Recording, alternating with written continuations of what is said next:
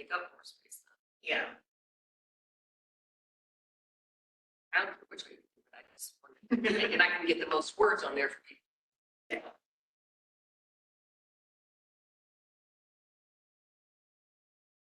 Should I get that, do that? Yeah. Okay. I was in High Point last night for dinner, Yeah. watching the end of the Ranger or game. Uh-huh. Comes to the end, everything was fine until the end. Now you get into all the talking back. They don't have captions on there. Oh, I know, I can't live without captions on my television. I finally went up. I didn't understand. They're just going to be taught how to hear or the other caption. Oh, well, caption, it couldn't be on caption. Well, by the time they got a caption, next show would it show.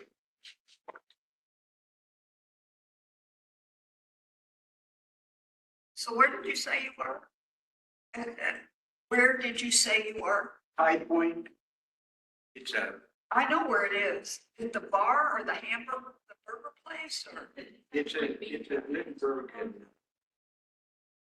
Oh, okay. then there's also one Yeah, no, Cheryl. down there beside High Point Theater. Yeah, that's what I thought you were talking about. Have it down there here. Used to own the park. Oh, really? About 2 blocks. That was my favorite theater, and now, of course, it's been taken over by the St. Louis Film Festival, and I'm just sad about it. Yeah. So now, evidently, they've lined up.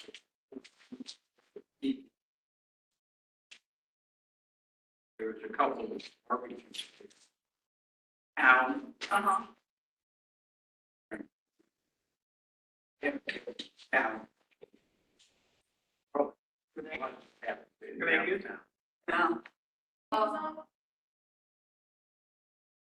I don't know if I can hear, can we hear them? Yeah. They can hear you too. Maybe not. Can we test it? Yeah, just to make sure before you leave. No, I'm not leaving. Okay, I'm just kind of system. I'm here. There you go. You want-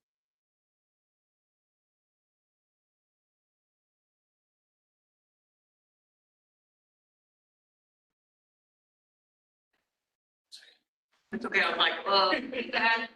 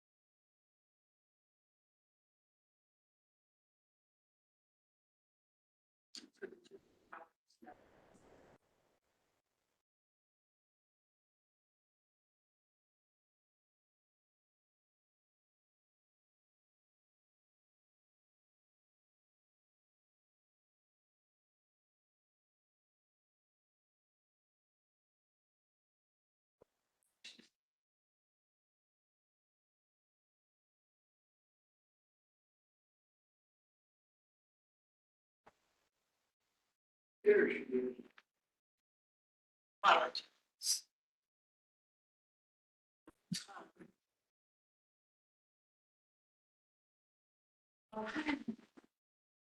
think people do. I'm waiting.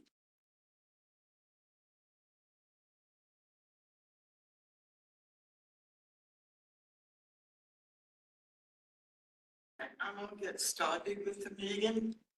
I'm gonna have Jenna to do a roll call to establish quorum.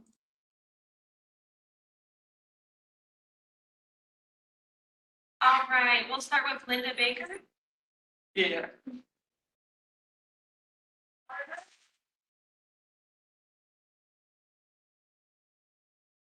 Luke Barber. Thank you. Here. Don Chapman.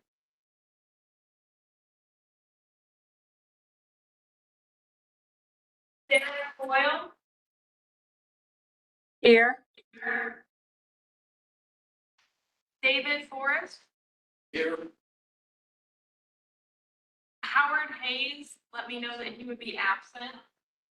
Stephen Harris. Here. Linda Johnstone is absent. Josh Lewis.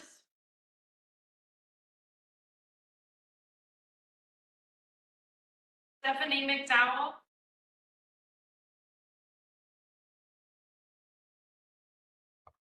Brandon Morris.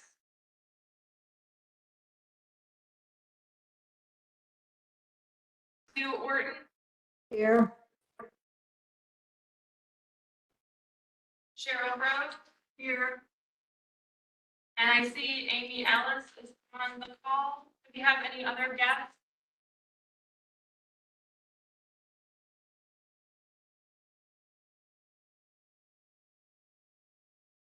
We do not have a. Therefore, we can. Minutes.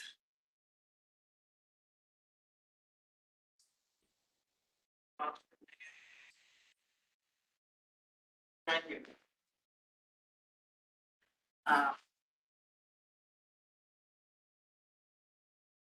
And what I see is that we have Cheryl Rose and reports here at the location with the call person, Tim, and Lancaster, and Steve Harris, Sue Orton, Sarah Corley, Virgo, Amy as on the web with us. Oh. Am I missing anyone? And just to go over, whenever you need to speak, raise your hands. And I acknowledge you. Because myself and the clock person, we can only listen to one voice at a time. And please identify yourself when you are speaking before you speak. And comments need to be confined to the current issue that we're discussing on the agenda. This would be a good time to ask anyone to take a quick look at the agenda to see if you want to add anything to the agenda.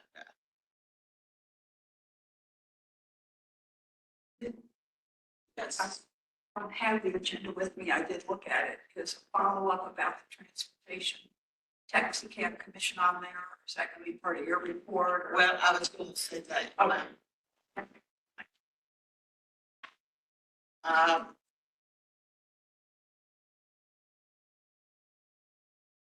And as we want to keep in mind, if we want to try to keep this meeting time efficient, and if the item that you, or agenda item that you're speaking about is coming benefitly, may ask to stop and we can have a private conversation after the meeting.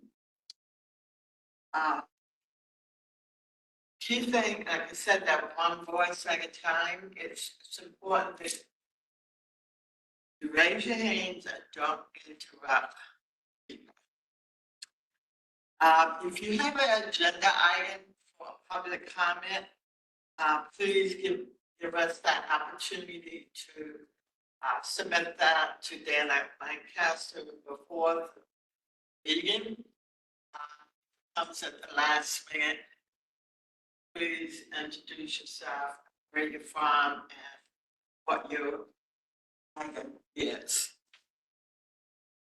So I just want you to go over the minute, over the etiquette of our meetings, just to be courteous to everyone's time. As Dennis said, we don't have a quorum, so we can't approve the immediate. We would have to delay that to January. My report, chairperson report. Two things. I have followed up with Councilwoman Lisa Clancy.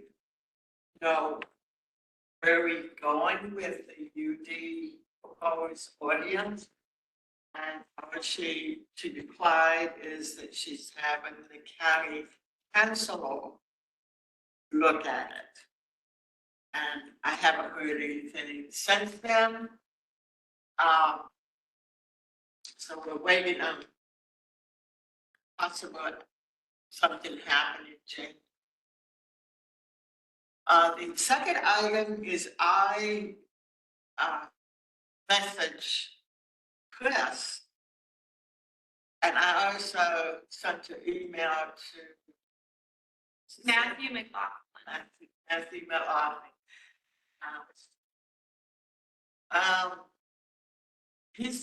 Matthew said he didn't get Chris's application.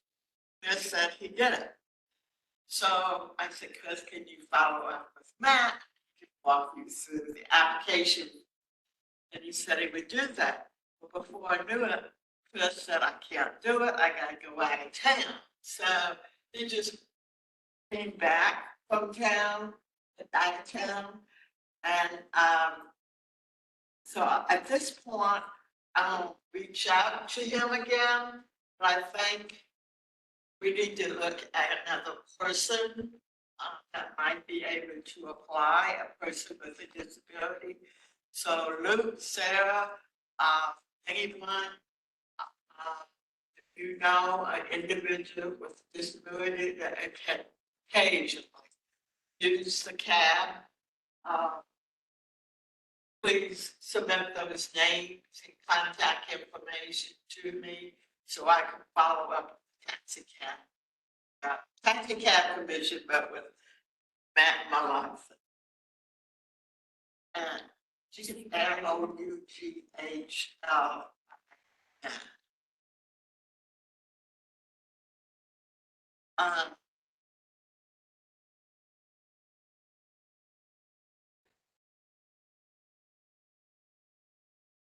Brandon, are you on?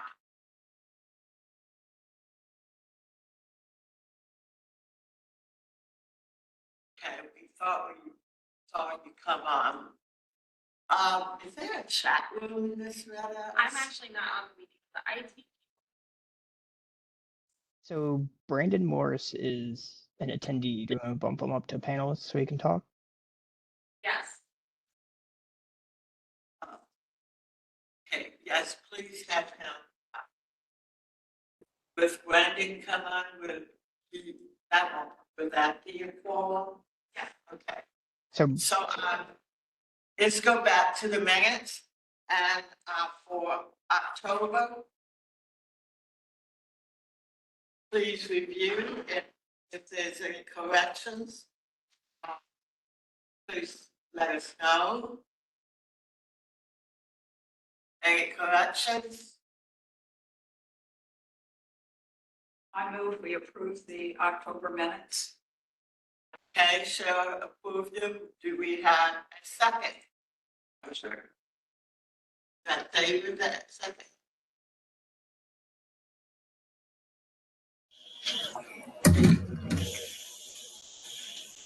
Next, approval to my, what I just basically said, oh, Brandon, thank goodness you're here. Thank goodness we have one.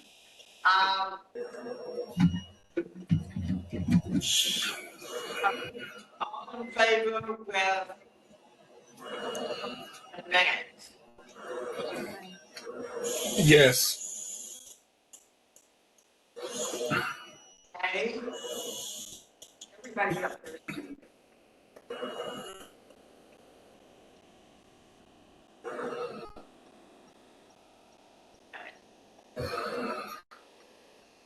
and please put yourself on mute if you're not speaking. I hear somebody.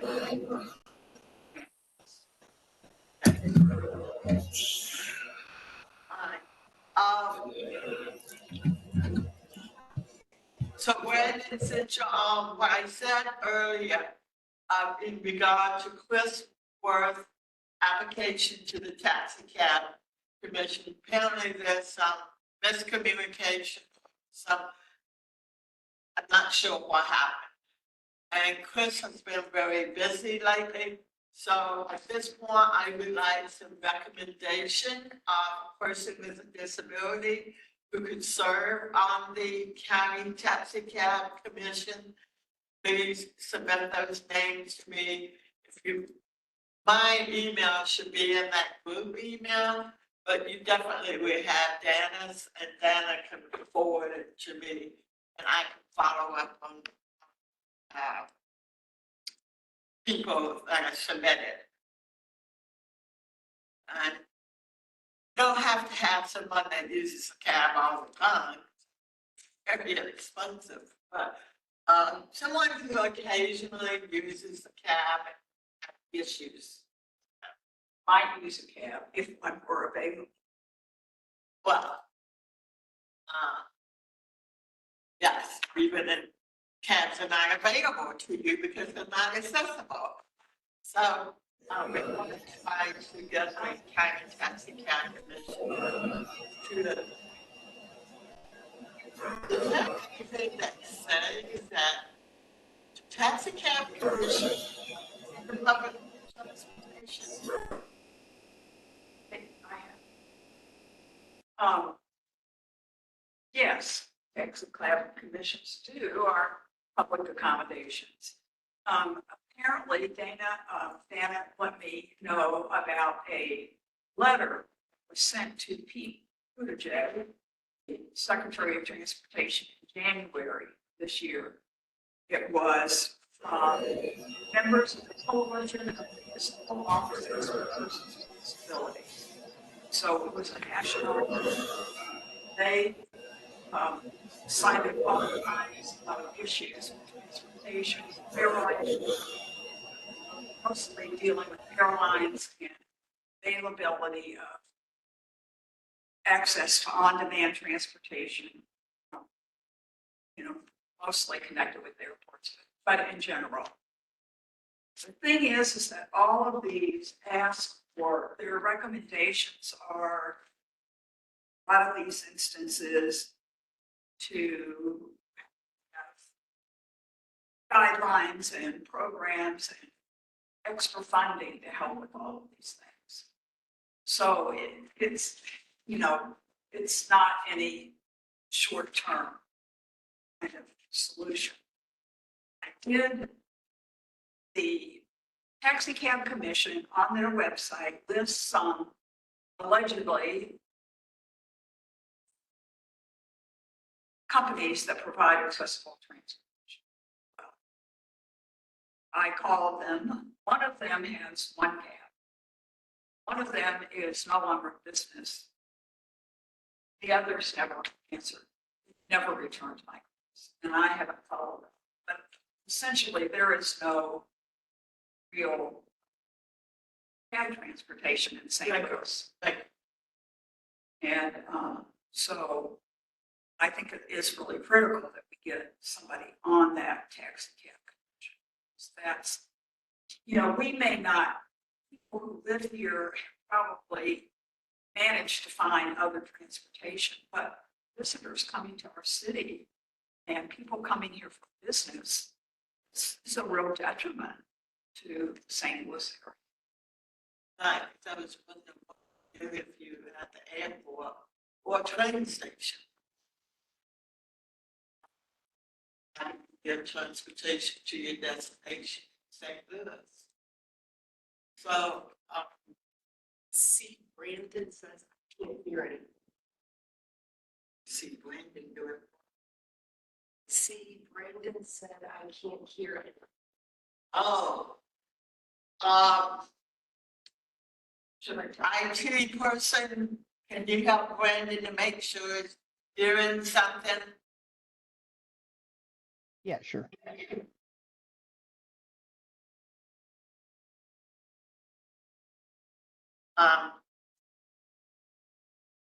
you. So, yes, like I said before, Chris would be an ideal candidate, but I don't know how much follow-up that's gonna happen. So I'm looking for other possibilities to fill up that vacancy. And we need to be aware of it. And even if they have more wheelchairs, cab, like in Chicago, I used a wheelchair set for cab. It was the fastest and easiest thing to get on. And anyone can use it. It's not like it's limited to just people in wheelchairs. And I think there needs to be some education about that, that anyone can use the van. I'm just gonna say the cab van. That's what I voted on. And Chicago has them all over. That was my experience. And I tend to pick them just because I wanted to check them out. They were easy to get on and easy to get off and no problem. So that's the end of my report. We would go to the ADA coordinators report. Thank you. This is Dana Lancaster. I want to just let everyone know that for boards and commissions, I did have training on that, and they shared some additional expectations with us who are acting as the liaisons. In addition to sort of the normal process under Sunshine of doing our public notice at least 24 hours in advance on the website and posted on bulletin boards in person as well. We also have to have our county counselors review the agendas and meeting notices before they are posted. So I just have to build in a little bit more time. People have additions to the agenda in the future. I'm sending those to Linda and I. Just be aware that, at least 3 or 4 days in advance of the meeting, be about the cutoff. Trying to have legal review it and have IT's help to get it publicly posted. And I know we have an agenda item to talk a little bit more about comment. We did add some remarks to our meeting agenda about that. We did not have anyone asked to speak at the meeting today. Did we as a commission approve the language? But what is on our agenda today was voted on and approved. I believe you asked for a potential amendment to add a time limit. So that's on the agenda today to discuss. Oh, that's right. I knew there was. Another item I wanted to speak on, the last meeting we had, I think it was our last meeting when we had someone presenting. We were unable to have the live captions up on the screen during the presentation. communication. I'm sure that was frustrating. So I just want you to know that I'm having IT try and work with WebEx to get the cart captions integrated into where WebEx's built-in captions are showing these live captions. They have not found a solution to that yet. So we're going to continue to work on it. Maybe when we had Zoom last month. We couldn't have the presenter put up a power or something else Yeah. and retain the ability to have it at the same time. Can you ask if Brandon can hear now? Brandon, can you hear us now?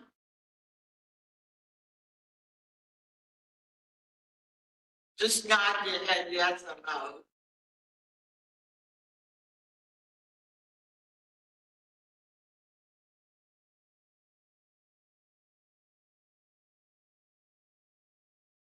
Can you hear us?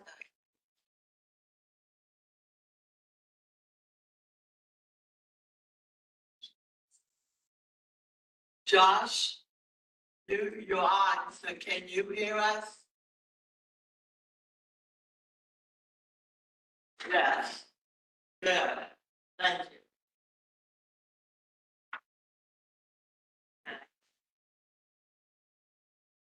So Brandon, if you're reading the caption, Cheryl went to talk to IT to work it out so you can hear the conversation.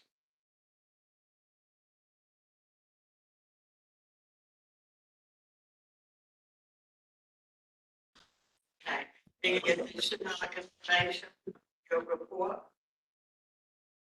Yeah, I also want to let everyone know in regard to web accessibility and digital accessibility, that the IT people who deal with our county website and apps be enrolling in some in-depth accessibility training starting soon, so that they can have just a really good understanding of how to make all the county's websites and applications accessible for people.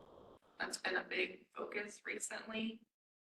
And relating to that, Stephanie McDowell is very generous in offering her time, and we've set up a date for her to come to play with that IT team so that she can help them understand perspective of a person who uses a screen reader, needs they have, and how they interact. Products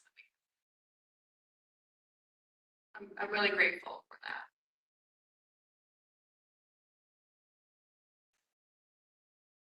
I'm sorry Stephanie's here, but reflecting anything I thank her for contributing. Brandon, I believe Luke said try increasing your volume on your laptop or iPad so that you can hear us.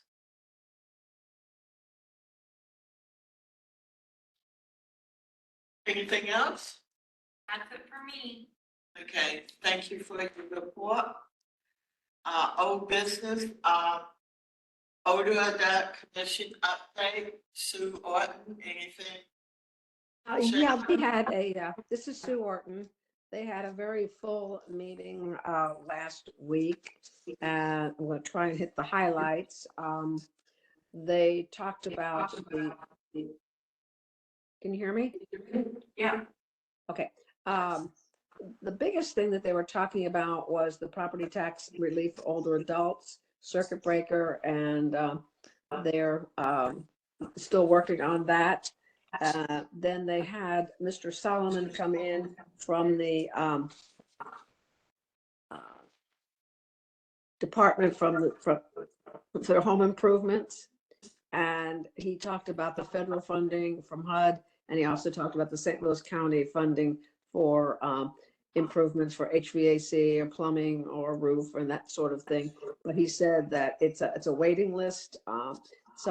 Their goal is to do about 200 a year, but the waiting list could be, more than that, couple of years. So I'm confused. What? 200. You mean, what's HVAC? I can't hear you. You talked about federal funding from HUD. Isn't that for housing? He was talking about HUD has federal funding that has allocated, I'm reading my notes, $7,500 per household, but there are certain guidelines that have to be met. They have to be owners of their property and not a rental property. It's single family. If they need flood insurance, they've got to have that. I mean, so there are certain criteria that HUD's funding had to be met. The funding for St. Louis County, as I said, they are trying to have a goal of being able to fund 200 people per year, but sometimes the waiting list is a lot longer than that. Let's see. Okay. So this is for property owners. What was that? Property owners. Yes.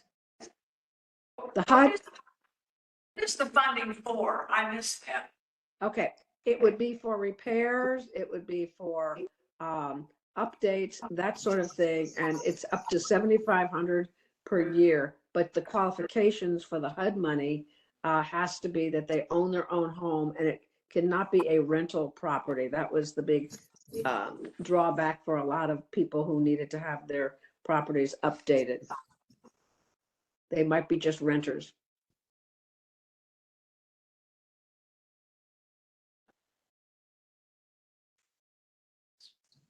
Let me see what else was on there. The senior centers are just about up and running, except for U City. They needed to get some clarification on University City to get that going. Okay. So this is federal funded through HUD.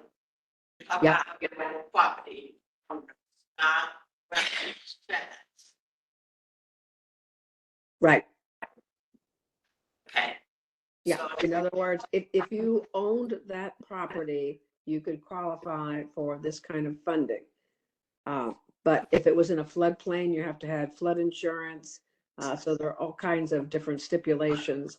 He did not go into the details. He was also talking about the St. Louis County renovation program.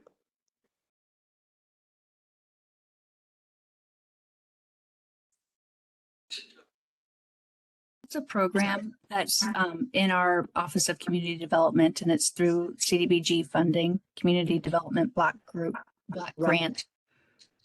But yes, everything Sue is saying is correct. I just was clarifying what the source of that HUD funding was. Yeah, and they said if they had any questions, to talk to Amy Ellis. Thank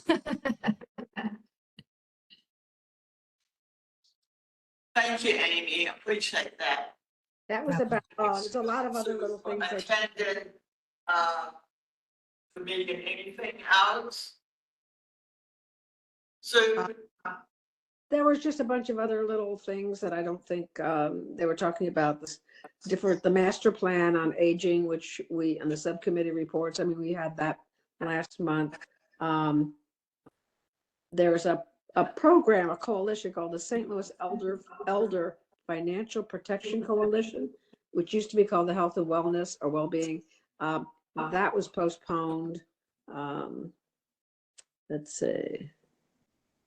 Yeah, just about the senior citizen centers. That was the other thing. That was it. That was about it. what was the Elderly Financial Protection Coalition? It's It's called St. Louis Elder Financial Protection Coalition, and Liz Delaperouse is on that. And apparently the meeting they were going to have was postponed.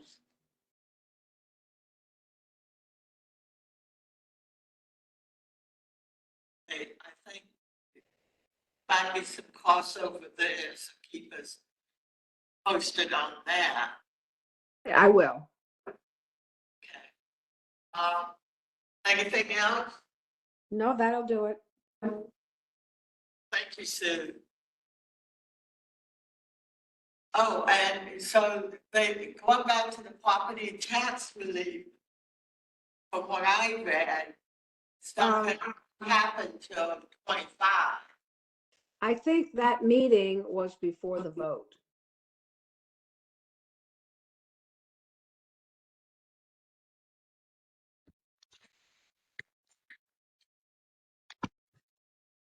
The vote was on, I think, on a Tuesday or a Thursday, and this meeting was on a Monday.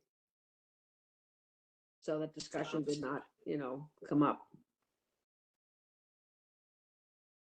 Very confusing to me. So it passed. Linda, is the question whether they discussed the county council's vote?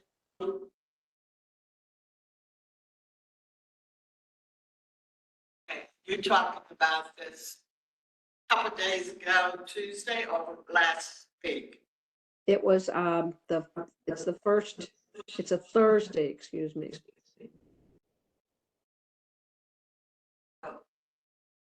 The first Thursday of the month. Okay, sure, has an answer. Dr. Page's weekly email, I understood it correctly, said it did pass with the provision that it will be restricted to people whose property is under $550,000. Correct. And there was some concerns about that it was not a fair thing because not everybody has down the home. Well, I think that was the compromise. And Lisa, as I understand it, Lisa Clancy was against it until they made at least some restriction on some kind of cap. Correct.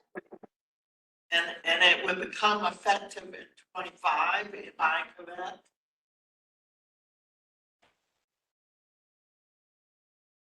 Can I'm Sue not, follow up on that? I think it's 25. I can provide some more input as to why it's 25. It is 25, Luke. Yeah, it's 2025. Apparently, by default, I looked in the Senate bill that authorized it. Apparently, by default, there's a statewide vote at every county level before it goes into effect.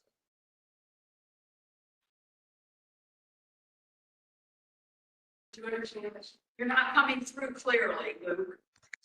Can you hear me? We can hear you. Yeah. There's a statewide, so the state bill that allows the counties to authorize it requires a vote by the people prior to it going into effect. Also, Got that. that vote will occur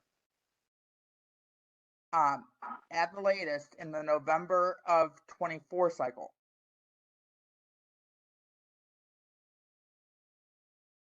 Okay. Yeah. Thank you. If there's not any comments or questions about the Older Adult Commission report, we'll move on to the Universal Design Task Force update. Okay, since our last meeting, I was able to talk with Jolene Ivy, who is the council person in Prince George's County that was spearheading the universal design ordinance there. Part of what I learned was stuff that I reported last time I got from her assistant. But basically, She said that she was on the council. She always liked the universal design ordinance. And when the prior sponsor left, she decided to take it up again. She held meetings with the builders to learn what they opposed. And as a result, they did make some changes to the original proposal. That's when they decided to exempt townhomes and to allow waivers up to 50% of the properties if no step entries were feasible. She said the builders did object to the no step entries, but the fact that Habitat for Humanity was building no steps, that the possible waivers, the inclusion of the working group that I talked about, and the support of 8 of the 11 council persons ultimately persuaded them that to support the ordinance. She said the purpose of the working group is to work out implementation issues such as how to apply for a waiver, the permitting process, things like that. It's not to decide whether this is it isn't to go back through the ordinance and determine whether those requirements are still going to be there. It's only how to implement. And she said she set up the working group to ensure that she had enough votes for things to go.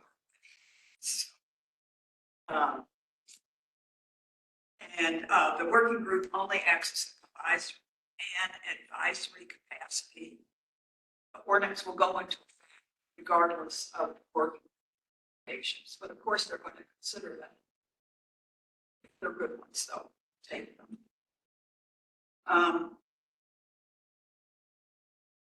She said that final vote was unanimous. She told the home builder she would not make the changes that they wanted, like the townhome exemption or the 50% waivers, unless they supported it. She took a pretty hard on that. She said one idea the builders put forth was purchasing portable racks for each home and to pay into a fund to retrofit existing homes, and they rejected those ideas. This visitability is a big concern, and portable racks was not feasible. She said that the community reaction to the ordinance has been very favorable. The main concern is that it didn't include any money for retrofitting. That's one thing people wanted for retrofitting already existing homes. She said the bill does include multifamily buildings with elevators, and in addition to the Fair Housing Act requirements, it requires liberal handles and enforcement in bathrooms. Sue had asked about the price of the homes and the size.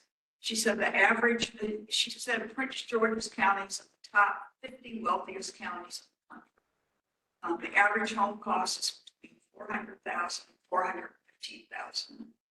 And she didn't know the size, but she indicated the houses weren't that big. So that's what she said. And I guess the big takeaway from that is if you have the council people on your side, don't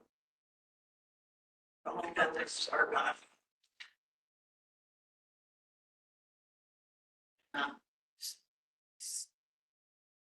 Oh, I have a question for Amy, if she's still on. Yeah, Amy. Amy, can the community development grant,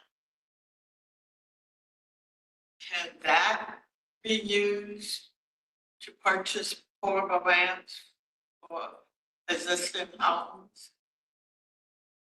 Or build new ramps?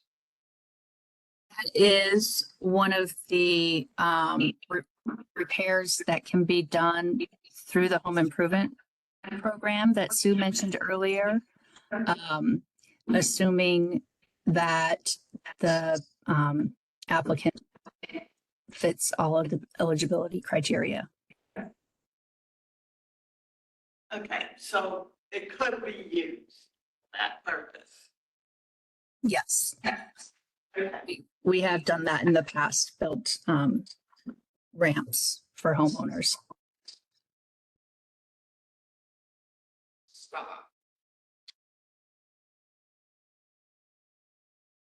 Okay, thank you, Amy. You're welcome. Who's got their hand raised? I know. Oh, Luke. Luke? Can't hear you. Luke, we can't hear you. Amy, if I understand this correctly, that home builder improvement program and some of that funding, that's for retrofitting homes, correct? For like grab bars, for portable ramps, for those sorts of things. The home improvement program? Yeah. Yes, it can be used for a variety of minor home repairs, depending on what the specific homeowner needs. So it could be any of those items.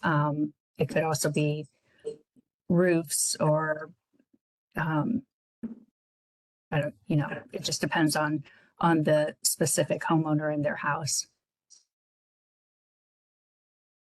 Amy, how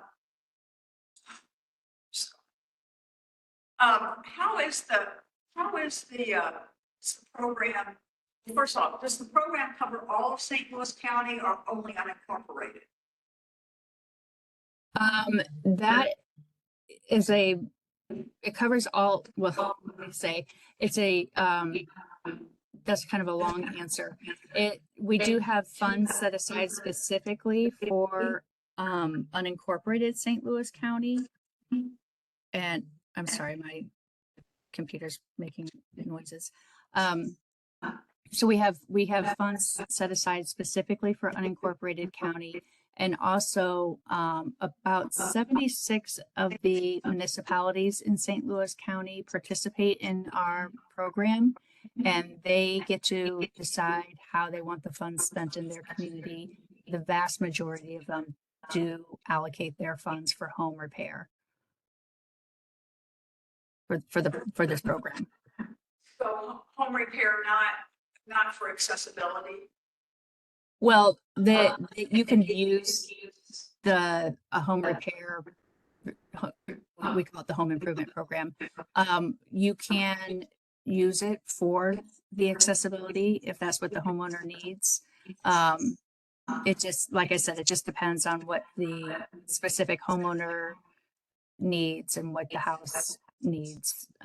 Every home is different. So it can be used and has been used for those types of items in the past. And so how is the program advertised? How do people find out about it? It's listed on our website, and then every once in a while there'll be there might be something in the call or various community groups I put something on to their websites or whatever. As mentioned earlier, we do have quite a long waiting list. So I think that can sometimes be frustrating. People call up and they might have to wait up to 2 years for their name to come up on the wait list. So obviously the word is getting out, but we don't have like a specific advertising campaign for it. It's mainly through word of mouth and website. And do you know whether the municipalities have any kind of advertising? I know that they have to do a public hearing about how they're going to spend their funds. And so that information is available to their residents. I would imagine that I haven't checked all of their websites, but I would imagine most of them included on their websites as well. The reason I ask, I have a friend who lives in Pagedale who had to purchase home ramp after talking with the older person who said they would help, and she never heard from them. It's not that stable a ramp, and I just wonder how she would have found out about could have found out about it. Back in my home social work day, the home health social work, we all kind of knew where to get those community resources. So if you have a social worker, they tend to know. But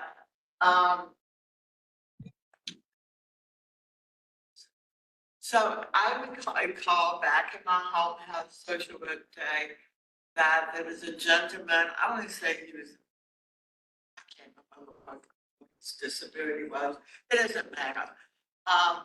But he did use a wheelchair, and he used county money to retrofit his bathroom in Caroline. I'm just wondering if a project for our commission would be to contact municipalities and find out if they're advertising that, how they let people know about it, because obviously people with disabilities need that help. They don't know about it, they're not gonna get it. Yes. Who has their hands up now? I do. Sarah, can you hear me? Yes. Okay. Is it okay if I speak? Yes. Okay. Yeah, I just wanted to say that Paraquat gives out to the number for the home improvement program for the county. So we've been giving that as a resource to people for a while now. And so it's our and my understanding is there are two numbers. One for people who live north of Highway 40 and one for people who live south of Highway 40.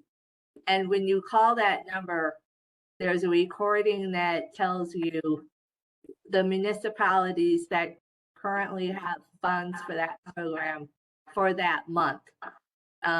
For the month. And so, and it's a forgivable loan that if you stay in your home after getting the improvement for up to 5 years, you don't have to pay anything back. So that's, and Amy can correct me if I'm wrong, but that's our understanding of it. Yep, that is all correct.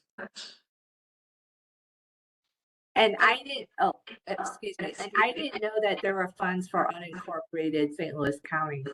So that's good to know, because we thought you had to live in a municipality that volunteered to participate in the program. No, that we definitely have, every year we have funds reserved for that, for unincorporated.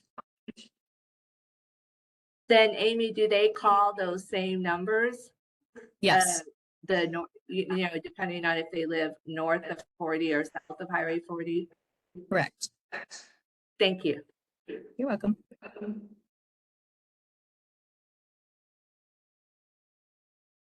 Good information. Going back to my chair question, she asked if there's a project that people could call municipality to see how the promoted the program. My hunch they don't. What? My hunch is they don't go out to promote it. It's just by a social worker, you got Paraquat, they contact people. Or your audit person. I remember the days in the city, the audit person kind of knew where to get resources in the city. In the city, you have a citizen bureau. They're supposed to be on top of it. I don't know. Yes, Dana.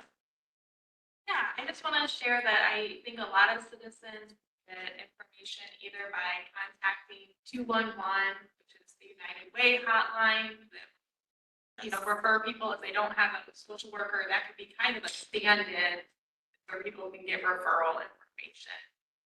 And then also the county does have a customer service hotline as well that is 311. So on the county's website or by calling that 311 number, you can get information, and hopefully they can point people in the right direction for that program. Good information. New thing is, and you, some people call it United Way, which kind of similar. Okay. Thank you very much, everybody. We finished with the universal design update. Okay, going into new business. In regard to 24, do you want to continue to meet on the second Monday? The second Monday of each month, section for December, July, August. August.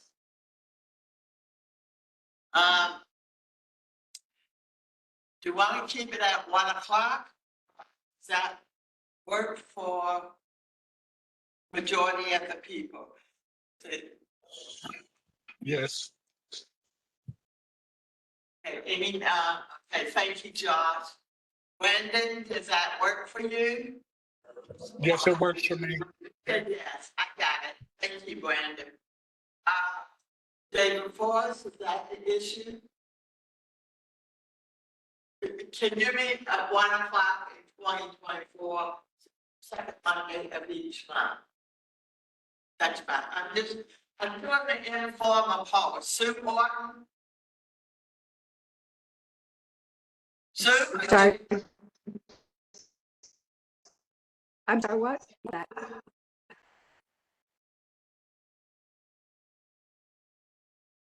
I said, Sue, do you have any problem of continuing with 20? No, Being second Monday, 1 o'clock? fine with me.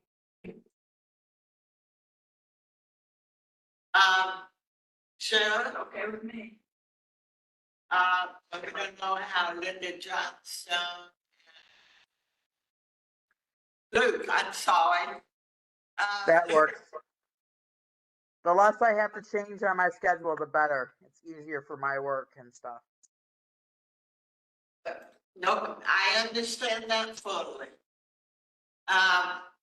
So there's so far, Sarah, is doable for you. Yes, that works for me. I think I got it. Oh, Mr. Harris, are you there? I'm here. It works for me too.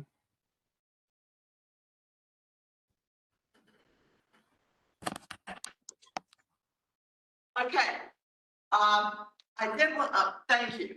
So it sounds like most people can do 1 o'clock second Monday at the Public Works location. If you can make it face to face, I would love to see you.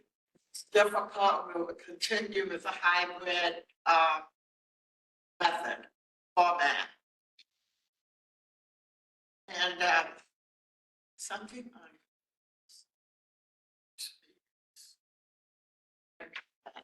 We have to vote on the amendment to the meetings thing, amendments to the meetings.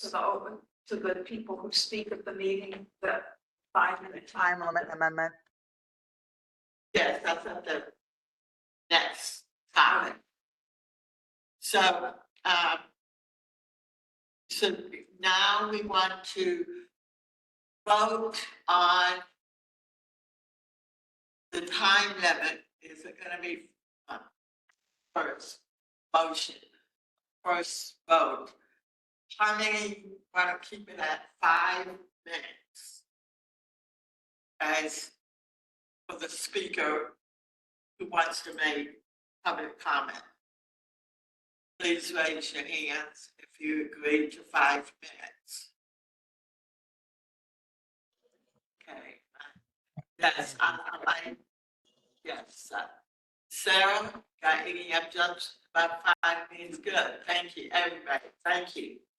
All right. It seems like the ayes are for 5 minutes. but we need a motion. Who wants to make the motion? I move that we amend the, 5 minutes. no, what do you call it? what do we call this? It's public comment. The public comment, 5 minutes. Wants to second that motion? I'll second it. Josh? Thank you. And we've already saw everybody's hands up, so minutes. That would be reflected on the minutes. We've already talked about the location and the time, now the annual report.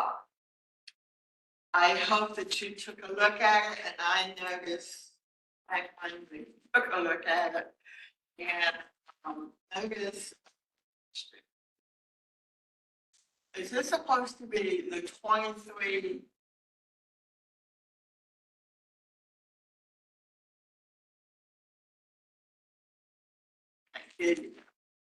Got 23 accomplishment. There was no page number. You got 23 accomplishments. You say the accomplishment in 22. So is that just a typo? No, I left this draft open for you guys to tell me what you would like in it. Isn't this the report for 2022? Because It's we what haven't finished 2023 yet. Have we filed a 2022 report? We I have. always thought we was a year behind. I did too. The annual report, What was it? it's due by the first date of March. So the report for 2022 was already submitted. It was already submitted. So this is not what we're going to, this is just getting ready to submit for next March 24. March. March of 24.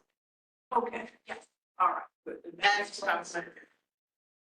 So should that be 23? Second 22? Sorry, I don't know what page you're on. Well, mine didn't have any pages. This is what it looked like.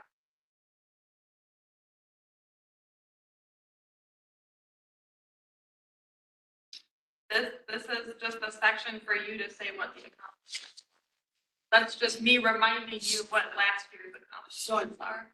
These bullet points are 22. Right, this is blank. This is for you to say what the accomplishments are.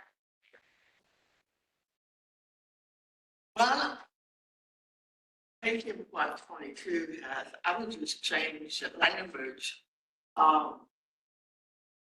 We didn't finalize.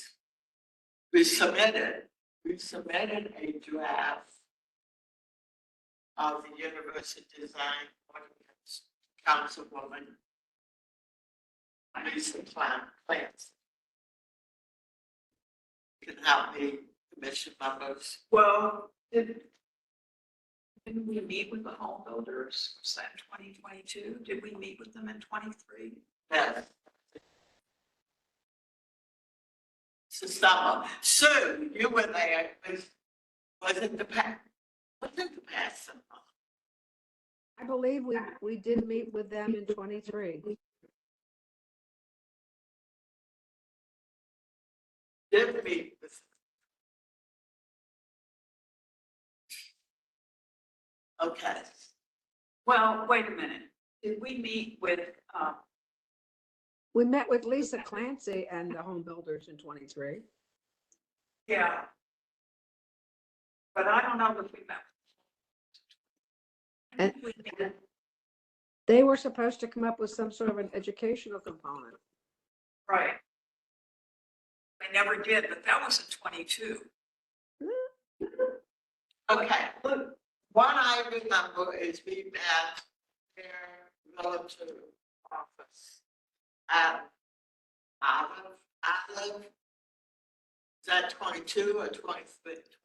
I'm pretty sure. This year, we met with the home builders, Lisa Clancy, in the Older Adult Commission.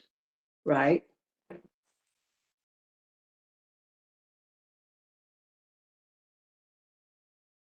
That was 23. Right.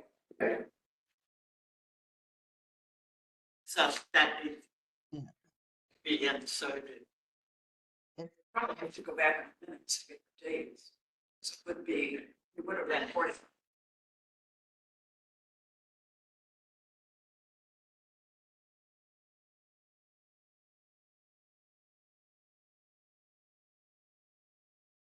So continue, that we would continue the hybrid format for the commission or improve, I improve the, continue and improve the hybrid format for the commission.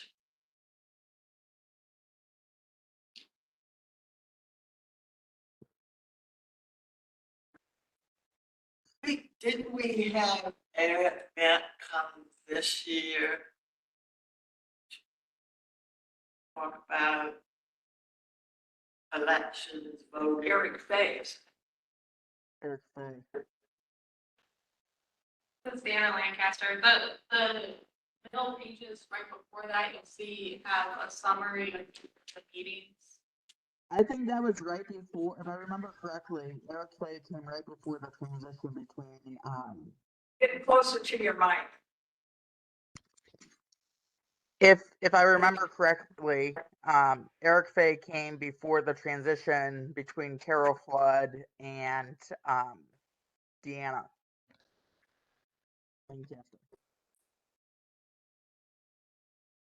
I came before.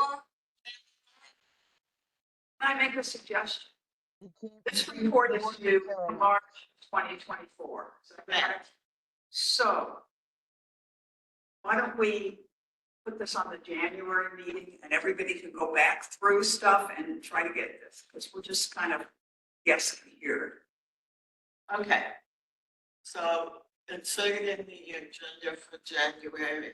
Is that the consensus of the commission members?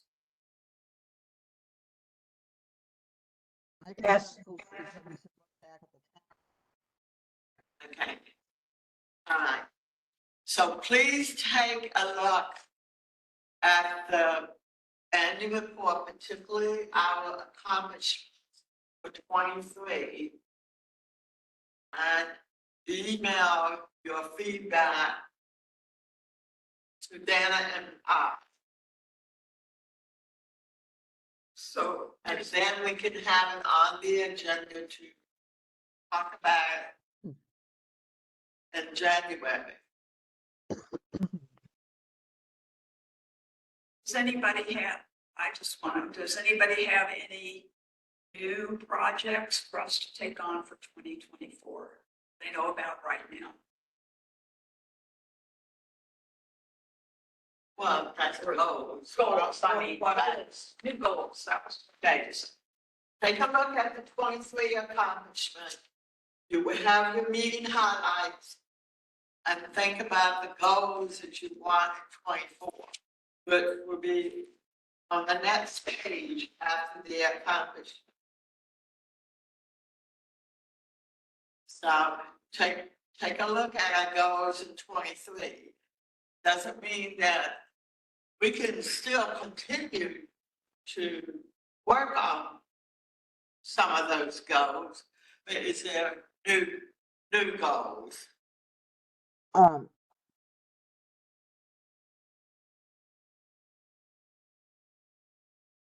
Luke, do you have a thought? Yes.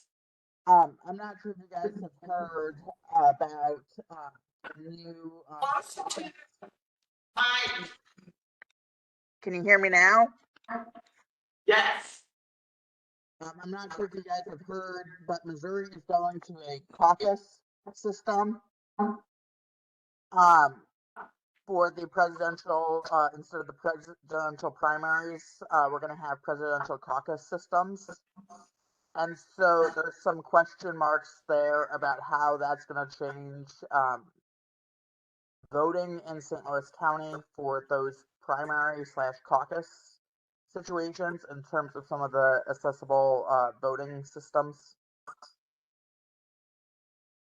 And I kind of know the answer to that because I just went to a meeting on that. The presidential primary, only the Democrat Party is having it and they're paying for it. as far as a regular metropolitan municipality and county voting, that remains the same, and the county board of election takes care of that. But there is a point there. If the Republican Party only has a caucus, that means Republicans who have disabilities are going to not be able to participate in the caucus because you have to be present. In caucus, you have to be present, you have to move around. But you get closer. In a caucus system done by the parties, I know. you have to be present, and it involves moving around, like a gym or an auditorium or stuff. And Yes. so there's question marks of whether those with disabilities will actually be able to participate in the party primaries as they have done in the past in the new caucus system. So for 24, is our goals going to be make sure you're talking about caucus? So the caucus is run by the party, which is statewide. So I guess the county really doesn't have any input into that. So my point is there a goal that we need to work with the county board of election to make sure whatever election happens, maybe Eric needs to come back. That's what I'm thinking. But the county doesn't enter into that. No, two separate things we're talking about here. Like you said, the caucus is taken care of by the affiliated political parties, which are now Democrat and Republican. But I'm talking about, we want to make sure that whatever elections, the county board of election is responsible for, that we continue to make it accessible for people with disabilities. So is there a goal that we need to work on? And we don't have to have an answer right now. You can think about it, submit it by email, and we can discuss it in the January agenda. The reason I say email when it's fresh in your mind, I don't know about you, sometimes I use my phone, sometimes I use my iPad. If a thought comes to me, I do an email right then and there. Maybe some of you physically cannot do that, I get it. Whatever method works for you, think about what goal, the things that we need to look at, elections, safety, public safety, our justice system, accessible to the courts. Now, employment, what is the county doing to make sure that a person with disability can apply for a job with the county, as well as what's the higher accommodations? Is that an area that we want to look into? So think about your county departments. Is it something that we can assess to make sure access is working for all people with disabilities? So caucus is political party issue. Elections, county board, and city. And that's kind of where the question mark it lies. And so I sort of feel like Eric Fay might be able to explain what a little bit better. And we figure that out. And Well, one thing that needs to happen is that when people come to vote in August for the state and municipal election, whatever's going to be on that ballot, there are going to be people who are wanting to vote in the presidential primary because they don't know that it's no longer there. And is what is the county doing to educate people about that? It's not necessarily just disability related, but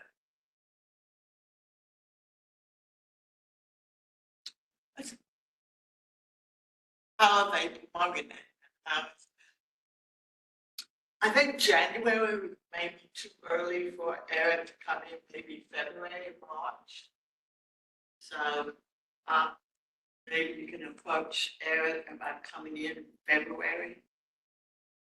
Was there a specific topic? The Just topic generally. is making sure that the upcoming elections are accessible to people with disability, and how are they promoting, how do you vote in the presidential primary? Yeah, presidential primary. Got your Republicans, got your Democrats. Sue's hand up. Sue, you had your hand up? No. If I do, put it down. I Oh, gotta, no. let me, if You I need have- to lower it. yeah, I gotta put it down. Let me put it down. Sorry. So, take a look at this, and any feedback you want to give Jana and I, so we can take a look at it in January. Because, think about the goals that you want to work, and it might help you, if you think about goals, to look at, go on the website, look at the different departments. Mainly we have sort of 1,000 transportation, Logan, a fleet car. But if there's something else that we can't access to healthcare providers, is there something that under public is a thought? I think we need a report from public health of what's going on in that area as far as making sure that people with disabilities can get out of their house in case of emergency. But what's in place? What's in place so that people can safely get out of the house in case of a fire? That would be public health and the emergency management departments. Yes, that's why, yes, I said public health should, but if there's a goal, right now, I'm not aware of, I have to think about it. But just look at your different county departments, and see what goals that we can work on in 24. And take a look at 22 goals. This is, yeah, 23, and see what we can tweak. How would be doing that? Anything else? I have just wondered. I just wondered, Brandon, did your uncle, has he made any progress with that housing project that he was working on? I haven't spoke with him, but I'll reach out to gather additional information on that project. If he can make all of those, accessible, that would be wonderful. Just incorporate university Oh, design. yeah. Yeah, it's. I know a Crestwood resident, and probably heard me talk about how they converted the Crestwood Mall into Dear Words and some other stores, all time. All time. Ugly. Right. So. Crestwood resident feels the same way as I do. Don't like. I'm not saying all Crestwood feels like him.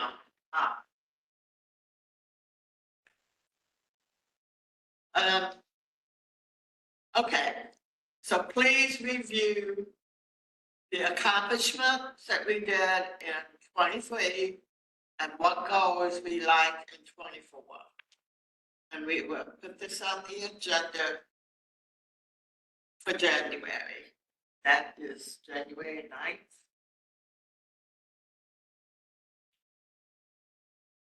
January 8th. So do we have a public comment? There is none. No one has come forward for that. And Everybody have a Merry Christmas. Merry Christmas. Everybody have a Merry. Oh, thank you.